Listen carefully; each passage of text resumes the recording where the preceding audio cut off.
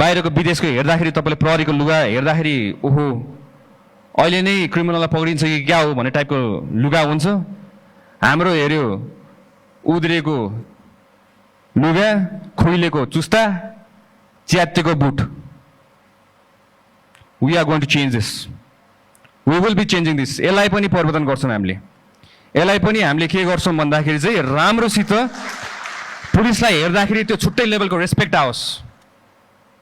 STF को पनि मैले हेरिरहेको छु, तपाईँको नर्मल जस्तो देखिरहेको छु मैले। त्यहाँ मेरो अगाडि हिँड्ने टिमहरू पनि अलि हेर्दाखेरि पनि हेरोस्, देखोस् न तपाईँको ओहो एसटिएफ खतरा पुलिसहरू रहेछ। उहाँहरू त fully trend, equipped.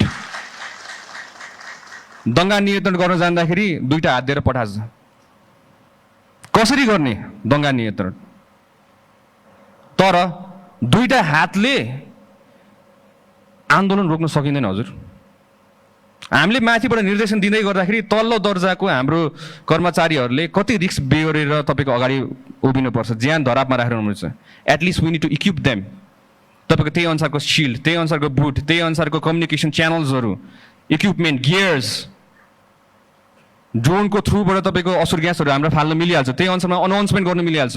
This is called modern policing. So will be modernizing police in Nepal from now on. अबदेखि हामीले आफ्नो सङ्गठनलाई नयाँ मोडर्न पुलिसिङ भनेर हामीले गर्छौँ, जसमा हामीले प्रविधि, स्रोत साधन सबैको युज गरेर हामीले त्यही अनुसारमा फुल फेजमा ट्रेनिङ दिएर हामीले बल्ल हामीले अगाडि बढाउँछौँ।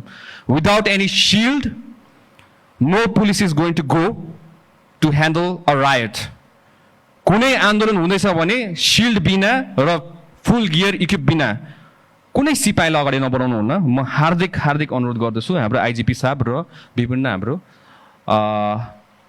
अधिकृत ज्यूहरूलाई पनि।